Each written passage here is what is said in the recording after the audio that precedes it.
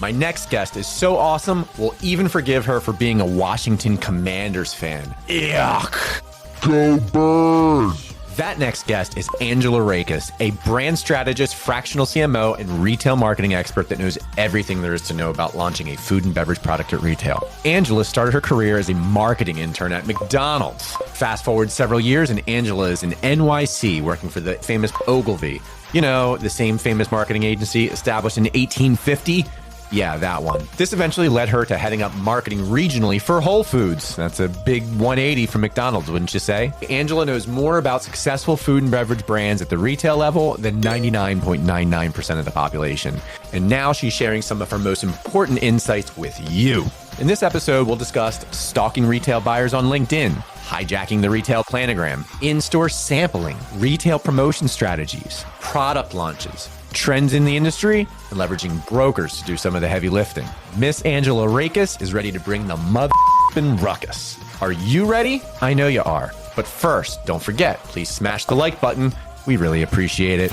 Hit subscribe so you can get all of our food and beverage marketing content. And please leave us a comment so our little DIY YouTube show can get a little bump in that algorithm. You know what I mean? We appreciate it. And buckle up for this amazing episode of the Niche Marketing Podcast.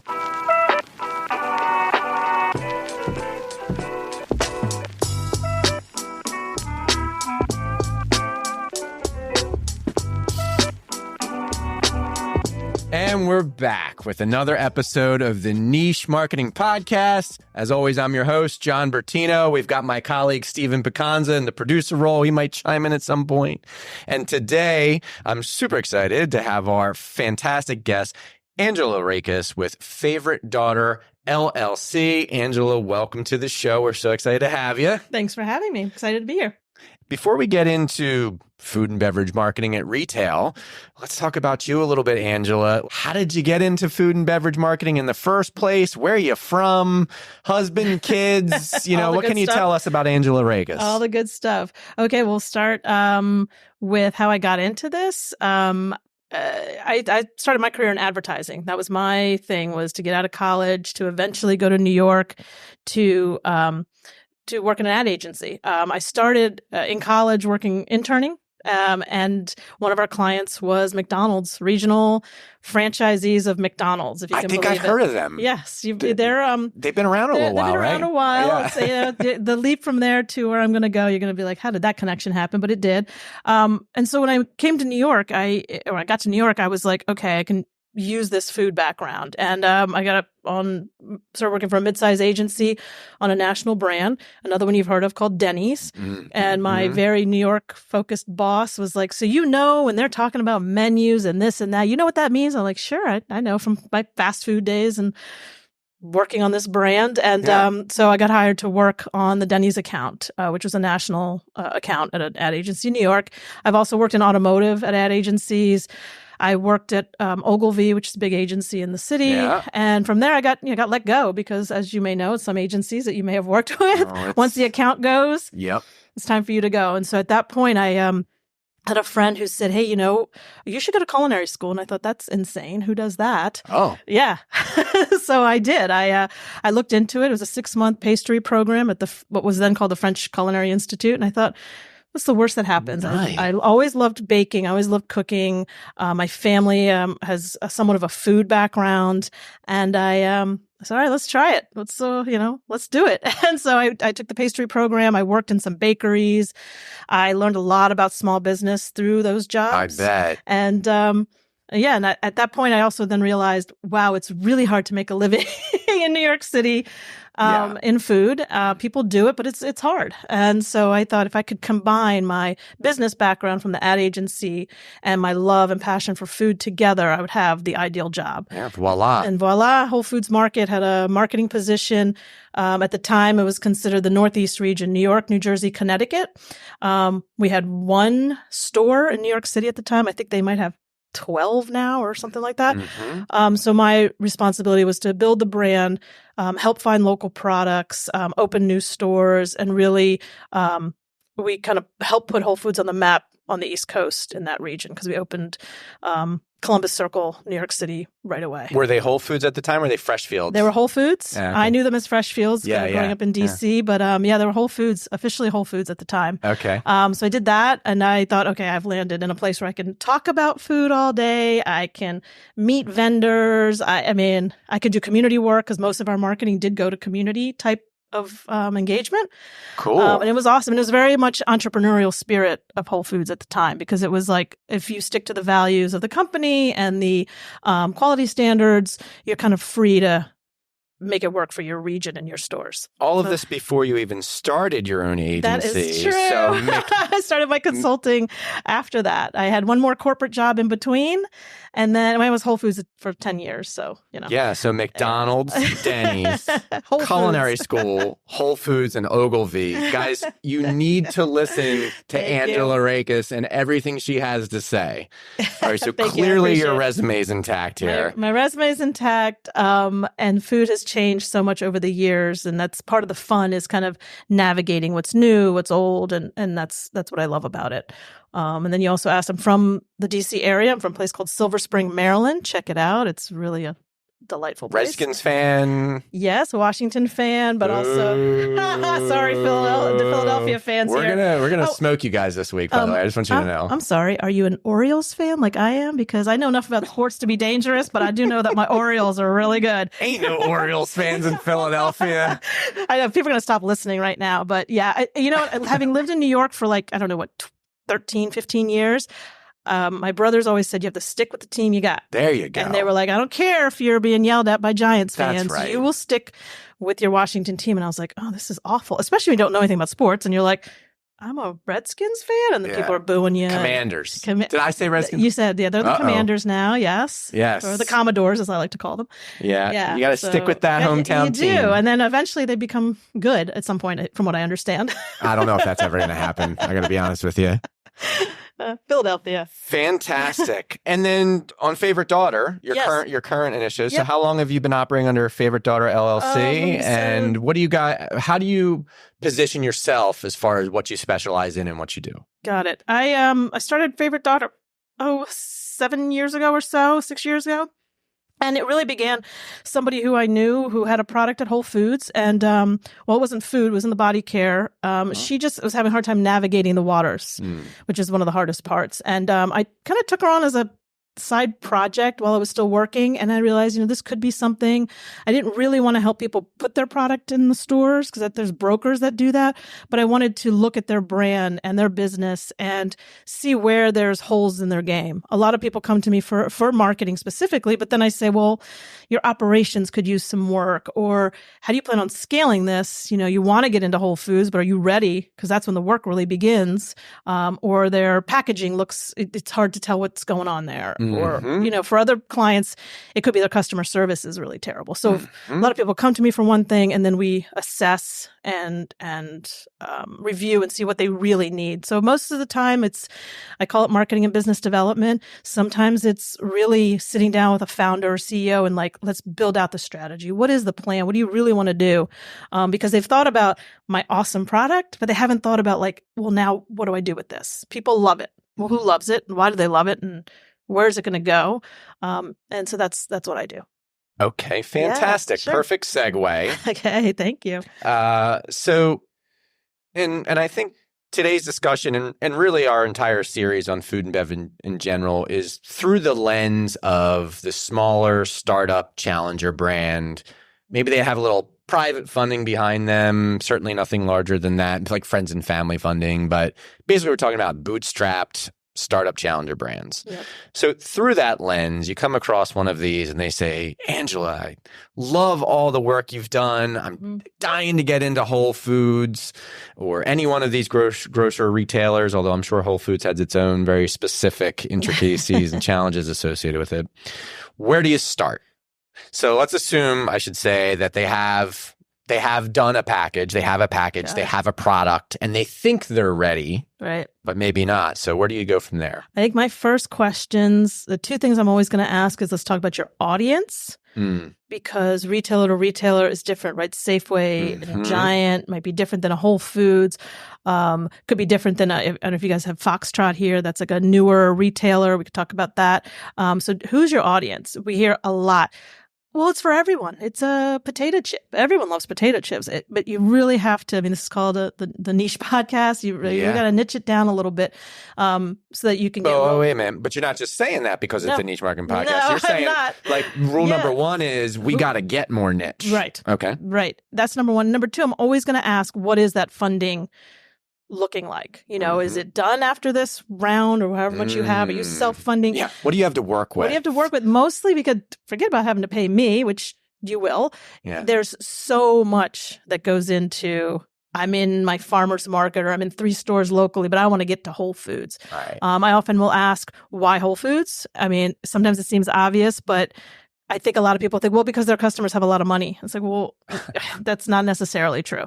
So I really want to question a lot of that. Like why, and I never want to kill someone's dream. Like if Whole Foods is your dream, like this particular client I mentioned earlier, we still work together now. She's nationwide at Whole Foods, fantastic brand, but it's so funny because it's like, every time we veered off track, I was like, is Whole Foods still your vision? Like, is there a reason why? Like, is it just prestige or is it like, that's really something I want to do. I know my people are there. My customers are there. So I would ask those kinds of questions. That's where I would start. Okay, very good. Yep. And then bringing it closer to retail specifically versus, all the other ways you can sell a food and beverage brand. Let's do a little housekeeping and terminology with shopper marketing. Could you define for our audience what is quote unquote shopper marketing? I mean, I see that as the in-store experience. That's kind of how I would define it. That feeling you get in the store. There's some stores, you walk into and you're just like, yeah, this is my place. These are my people. It's a beautiful cornucopia of food type thing. And sometimes you want to go to a store that's more in the warehouse setup, right? The Costco's and that kind of thing. And it's like, that's a different. That's the vibe. It's the vibe. It's a vibe. And you're just going to know what you're getting into or go in and see if it's for you. And that's the same thing for that brand. I mean, the brand is not necessarily, the food brand is not necessarily going to create that. But if that's where you want to be, then that's what you got to figure out, that's the kind of store I want to be in. As a matter of fact, I had a client who was a potato chip client and he really, there's a lot of work we had to do to get his chips in the market, but he really wanted to start at like convenience stores, the 7-Elevens, Wawa's, places like that. And he was like, I don't necessarily need to be in the grocery store. He's like, I really think that this is the place where people are going to grab a small bag of chips. That's going to be different than a national brand. So. One of our previous guests that was really focused on packaging had suggested that one of the keys to breaking into a certain retail outlet is that your packaging fits their vibe or that your packaging might somehow reflect positively upon them, or taking that a step further might actually enhance the beauty or aesthetic of their shelves. Agree or disagree? Is that overblown? What do you think about that? I'd say agree with the caveats. I would definitely, if I had a brand and I wanted to put it into a particular store, I'd go look at that shelf, take pictures of the shelf. Why? What are you looking for there? I want to see what the competitors are, what that packaging looks like, what are the buyers of this company buying, so that you can see 2 things. One, what's missing that I can bring, right? Because that's going to be key. Like I'm different because of, and then also how will I fit in here? It's not necessarily you want the whole shelf to look exactly the same, and you do want to pop out a little bit. But what is everything else that's there? What kind of claims are they making that are different than yours? And yeah, just how does it look on there? And it's some packaging you look at and you're just like, ooh, that is ugly. But that's just me personally as a shopper that doesn't like it. So you got to look at the whole shelf. I would Photoshop my product into the shelf. How does it look here? Again, not to make it look like a merchandise shelf like what you have behind you, but more like it needs a little work back there. I'm not going to lie. We need your help maybe with that. You can help us merchandise the studio. I have some ideas, but I think that's the thing is like, where am I going to fit in? Because sometimes you'll see like a bar, right? Like those, like I don't know, granola bars, the sports bars. Sure. There'll be one that's like square, and that's kind of where your eye goes, right? And you're like, ooh, that's the one. For what reason? There's probably a lot of shopper psychology around it. So I would definitely look at it and see where you would fit in or see where you may not fit in. I find this fascinating, to be honest with you.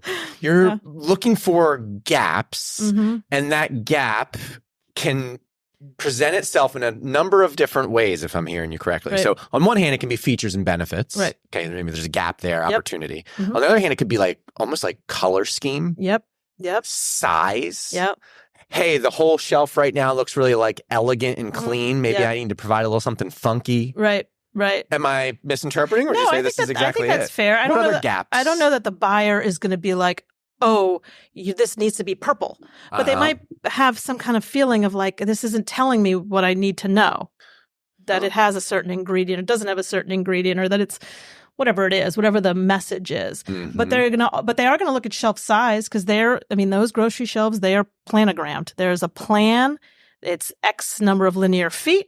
I can take up this much for potato snacks and this much for pretzel snacks and this much, and they literally map it out, and it's a map. And then the person in the store gets the map and says, okay, this is where these products go. So you're trying to get into that map so that you're always there and that you become a regular product on the shelf. Planogram. That's a term. Is that a term you don't know? No, I've heard it, but nobody has used that yet in the series. It's so the planogram. Kudos to you for being our first planogram dropper. I think I win a prize. You just might. So let's stay on the buyers. Right, on the buyers. Getting in. I mean, I feel like to some extent, this is like the $1 million question, or series of questions. What else can we do to appease or intrigue buyers at these major grocery outlets? I don't even know where to start. I do know where to start. We could honestly just do this for 20 minutes. Yeah, if you want we could. Seriously. It's a couple of things. Just like anything else, and I think one of the questions you'd asked about is like building that relationship. It is a relationship like anything else. And most of the stores that I've worked with, they want to help you. And they have hundreds of thousands of products. So there's a couple of things to do to start. One, most of the bigger stores, aside from the planogram, they have a category review schedule, meaning we're going to stick with potato chips. They're only going to look at potato chips or snacks at this time of the year. And that's when they're looking. That's when they're deciding who stays, who goes. Now, as a smaller brand, you might be able to get in outside that review, because they are always looking for emerging brands. They want something interesting. They want something no one else has. They want something that can maybe be exclusive for a certain amount of time to them, to give themselves that competitive edge. So I'd say you want to start with, can you figure out the category review? Can you find a buyer?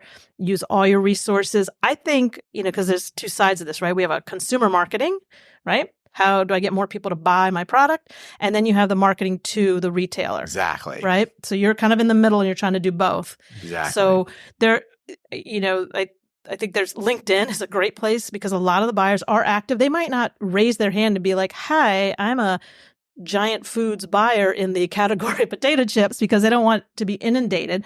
But you're going to find them. And as you're just like any other algorithm, as you're following these stores and brands and people, they're going to start seeing you if you're popping up there and talking about your product. So that's one way. Can we actually go back to the category schedule real quick?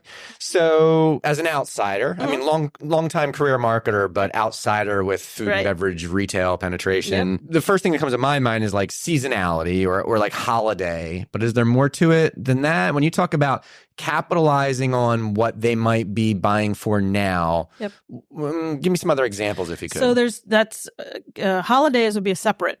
Right? Because if you're not already in the store or in their system, literally right now, I don't know if we're saying dates now, but you're dating the podcast. I don't want to date the podcast. Cardinal sin. Let's say it's summertime. Just kidding. Let's say it's summertime. I mean, most of the grocery stores are making their holiday plans in June, right? I mean, part of the reason things, hit a roadblock during the pandemic with supply chain was the grocery stores had already bought everything for the next 6 months. They were either on a ship from somewhere, or, they're flying in, or they're coming on a truck. So they're planning that far in advance. So if you decide, November 1st that you'd like to have your pumpkin spice crackers in the store, you're a little late for that, right? So you want to get into their system as a regular product if you can. Yes. And then they call that a line extension, so you've got your regular cracker.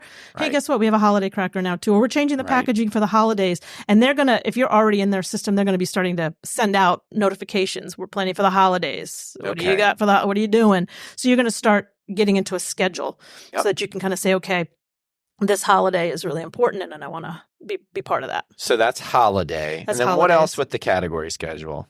I think it's really what you got to figure out what your product is and where it fits in the category, and then get in front of those buyers so that they can bring it in. That's pretty. I mean, I make it sound real simple, but there's other services, like there's something called Range Me, which is like a matchmaking for brands. So it's buyers and brands, and they can go online. You can say, this is the kind of stores I want to be in. It's kind of product I have. Ooh, I love the Range Me drop. So that's great. If you think of other tools and services that would be interested in to look into, don't hesitate to mention them. Absolutely. Okay. So retail, penetrating retail, category schedule considerations with the sub bullet around holiday. Yep. LinkedIn outreach. Today's episode is brought to you by The Agency Guide. Are you frustrated with an underperforming marketing agency? Who isn't? Are you unsure about what marketing channels to invest in and who to invest with? Maybe you're just fed up with the overpromising and underdelivering of marketing agencies. Fear not. You need to contact The Agency Guide. The Agency Guide, or TAG, represents a vetted pool of 200 plus vetted marketing agencies and consultants, and they will matchmake your brand's specific needs with these trusted marketing professionals for free. That's right, for free. You don't need an expensive agency search firm.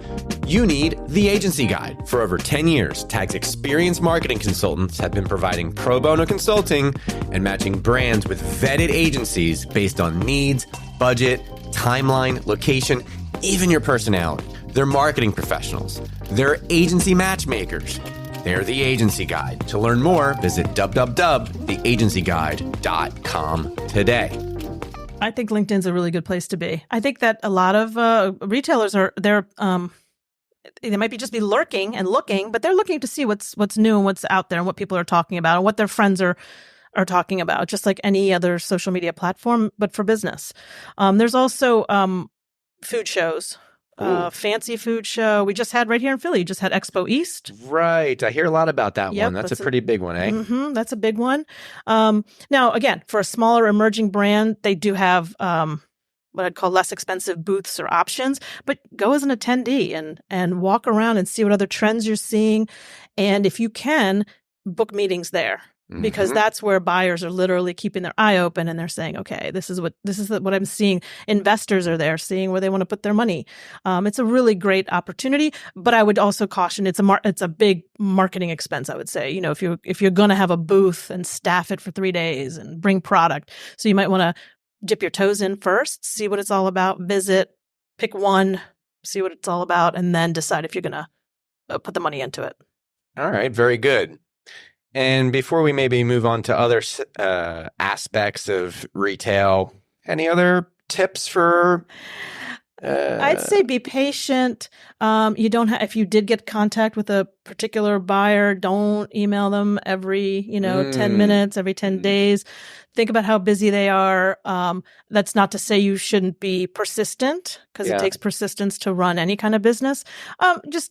Recognize where they are. I would also think about, what are their goals? What's the goal of the buyer, of that retailer in particular? Again, we've talked a little bit about, these different companies. They all have different goals and different objectives. So if you can really talk in their language and showcase why you're different, that you've done your math, you can scale up, give them all the information, put your pitch deck together and be ready for it.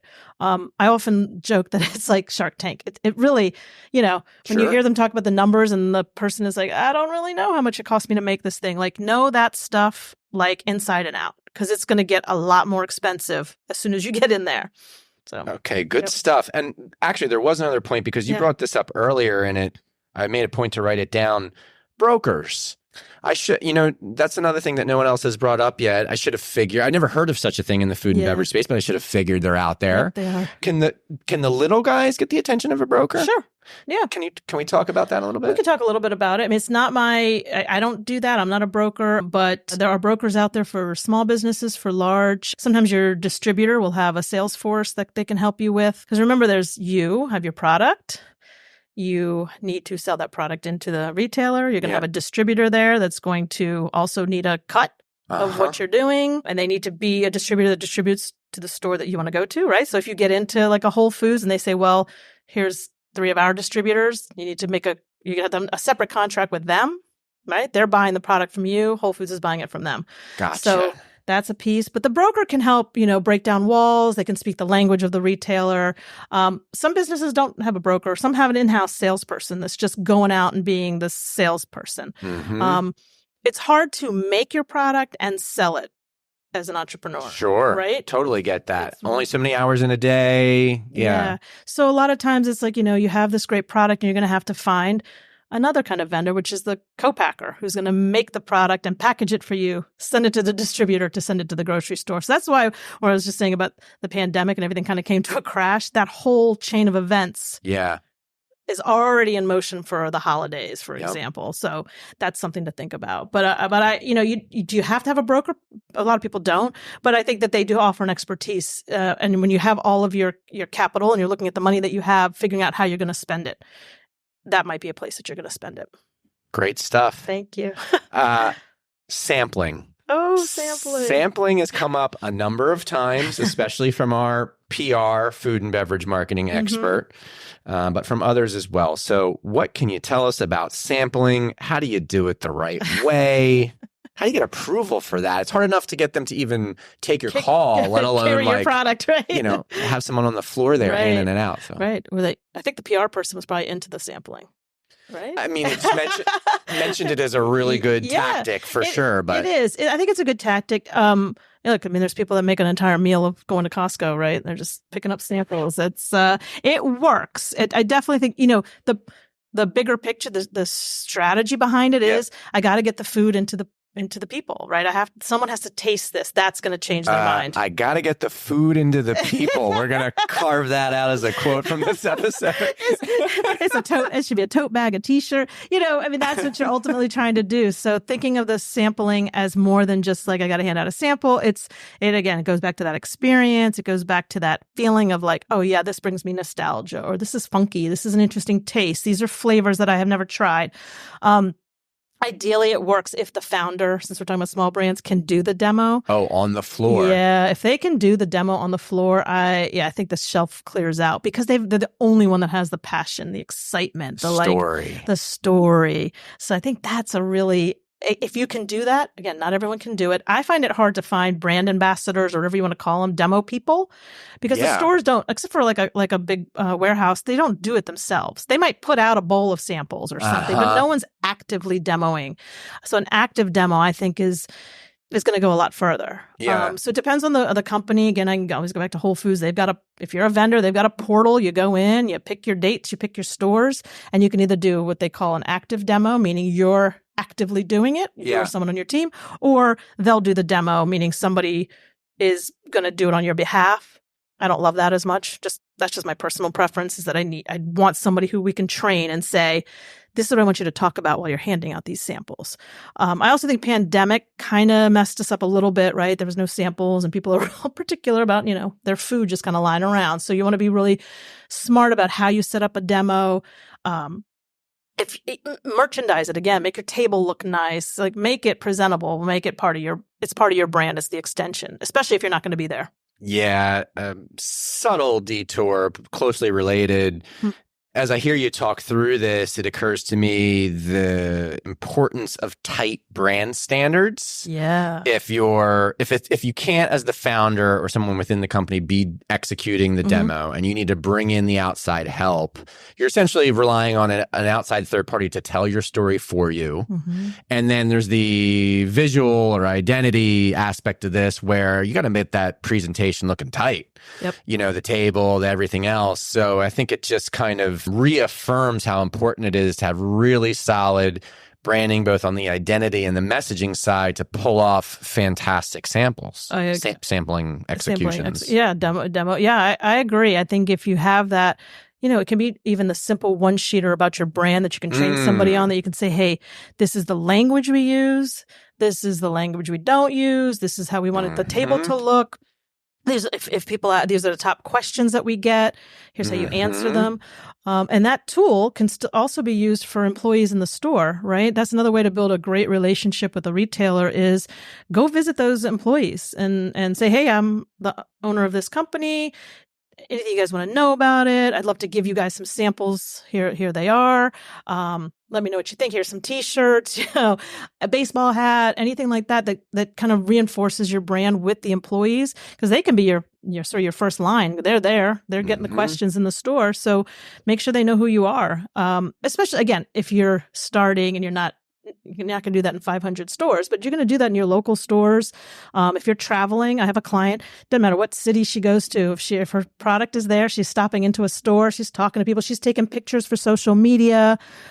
She's really just making it like a big part of her day. And then she could be traveling for personal reasons, not for work, but she's always like, let me snap some shots. Let me take a video of me going into this store. Great for social. Yeah, store on the West Coast. Look, here I am. So I think anything you can do to really make the store feel like you're part of their family, I think they really appreciate. That's fantastic. Thank you. All right, great. So let's talk a little bit about promo strategies beyond sampling, because I think that would fall into the category of a promotional strategy, right? What else can you share with us as a clever angle or approach? I think if you're launching into a new store, is a good time to have a discount. And then I'm not going to steal this idea. If my friend Danny is listening in the West Coast, makes all the sense in the we were world. talking. He has a product, and he was saying that he wished he had done like a deep promo right when he launched in certain stores, because it encourages trial. It encourages people. There's usually a little sign that says new product, And you're really going to make a great first impression for that new retailer, right? Like if you, just because you secure that shelf space doesn't mean it's there to stay, right? That's very true. So can you make a splash out of the gate, have a promotion? Right. Have a promotion. And, if you can afford it, because this is it's an expense, is a deeper discount, 30% off, something like that. There are also, you've probably seen these, and my friend was talking about has used these, the coupons that are on the package. Go through and put those coupons on your bottle or your package that the customer can use right away, because then it's like even more encouraging to trial. So those, I'm talking about those little coupons that stick on, like it's not coming from the manufacturer, you're just adding them on. So pick a store, go in and drop a bunch of those onto the packaging, and that way it encourages the customer to say, well, I wanted to try this. It was a little pricey. I can get, X% off. And that goes through like a clearinghouse. There's like a whole business behind it as well. But I think something like that, I think any kind of demoing, I think if you're doing the sampling and the demoing, putting that on social media and saying, hey, this is where we're going to be this month. This is where we'll be this week. Come out and visit us.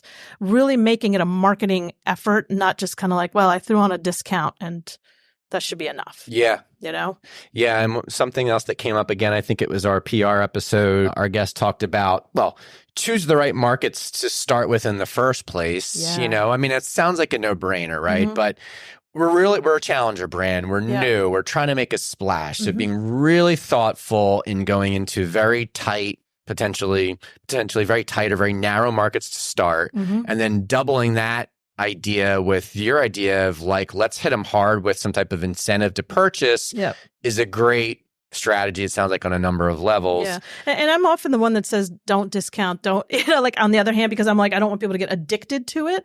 But if they know it's promotional and it's for a short time, I think it's okay. I mean, you don't want to become the brand that is always on special, but I think being like, this is our, launch special or our opening special. We really want you guys to try it. So the language that you use around, I think, is important too, because you don't want people just to wait around till the next promo cycle. Right. But having a schedule for it is really smart too, to say, okay, we're launching on this day. We're going to do our, we're going to have a deep promo to start. We're going to do another promo in 4 months or in 6 months, whatever it is for you or for your retailer. Because the retailer might say, hey, we're having a big promotion on whatever product for the holiday. I'd like for you guys to do a discount.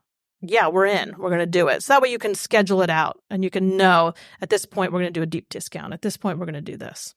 Any thoughts around incorporating email marketing and SMS marketing into that approach, into that strategy? Yeah, I'm a super fan of email.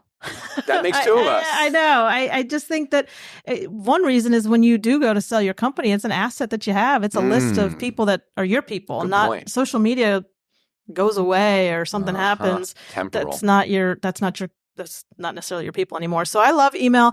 I think with a food brand, it's kind of almost easy to come up with content for emails, whether it's, promotional in the sense of we have a discount going on, go visit our retailers, blah, blah, blah, that kind of thing. But if you're a food, you can do a recipe. You can do a lot of stories around it. You can do, hey, this holiday's coming up. We're perfect for blah. There's so much depending on the type of food you are.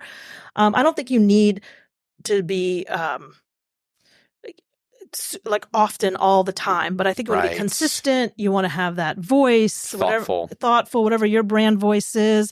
People are signing up for it, so they want to hear from you. And if they don't, they'll opt out, just as quickly. So just making it consistent, thoughtful, I think that can really work for a food brand for sure. Okay, great. So at the time we have left, let's talk a little bit about trends. And, probably not, that's a whole subject in and of itself, right? We might have you back for a bonus episode just to talk more about trends. But tell us a little bit about what you're seeing out there with trend, food and beverage marketing trends, particularly as it might relate to retail.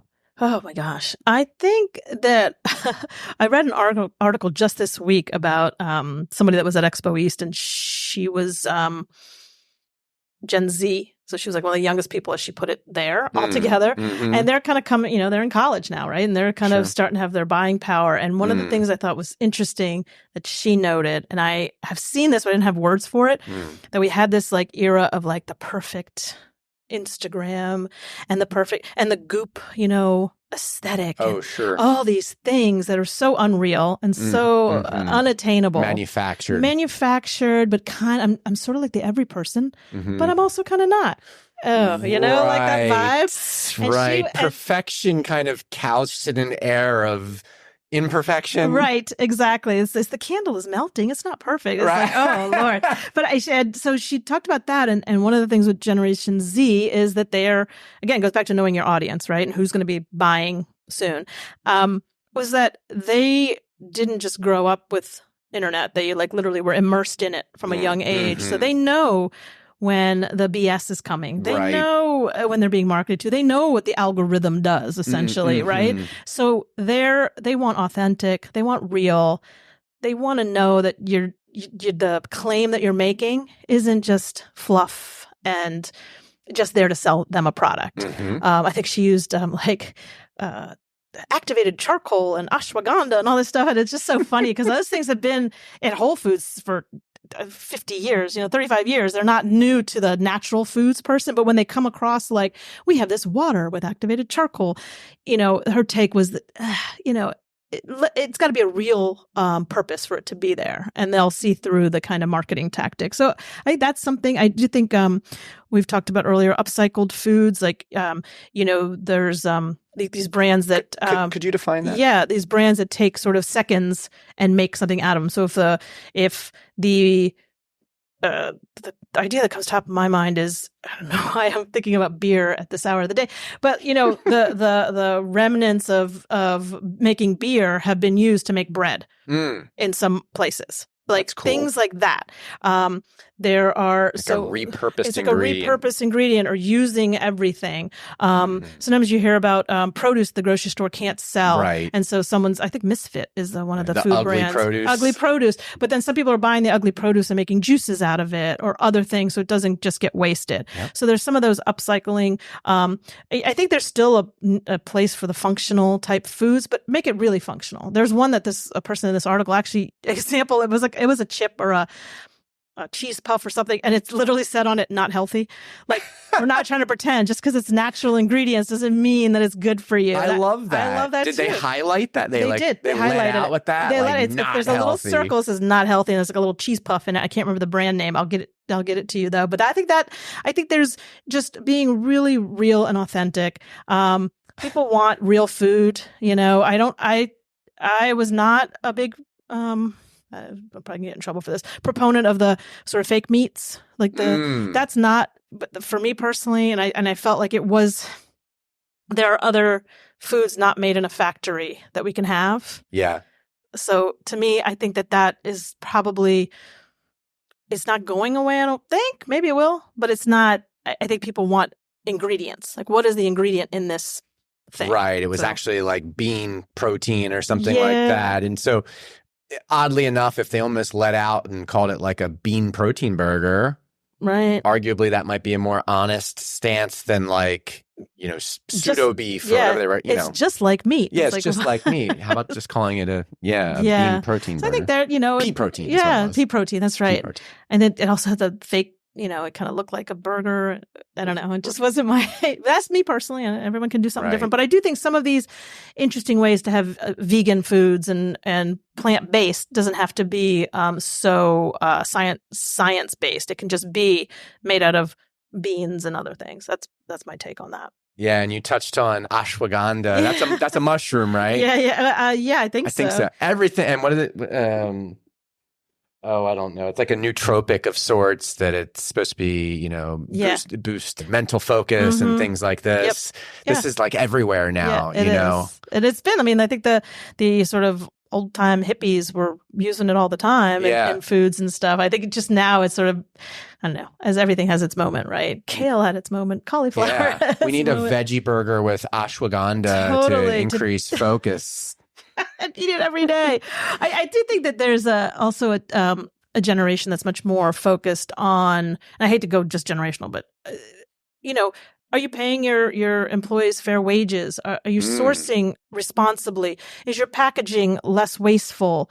Like those kinds of things I think are important to this group of buyers that are coming in. I think for some it's always been important, but I think now with the proliferation of like TikTok and all these types of places to get information, they can dig in and find what you're really doing, and they're willing to do that. So, and that kind of brings it full circle to where you started to answer the question with, but you have to be doing it in an authentic and like truly authentic way. Otherwise, it's going to be seen through, right? Yeah. So don't put ashwagandha in the pea protein burger, right? That's right. Don't do it just to do it because it's a popular ingredient. Because it could literally backfire at this point. Yeah. Especially if you're trying to appeal to that younger consumer, they're too savvy. They are much too savvy, much too savvy. So don't do that.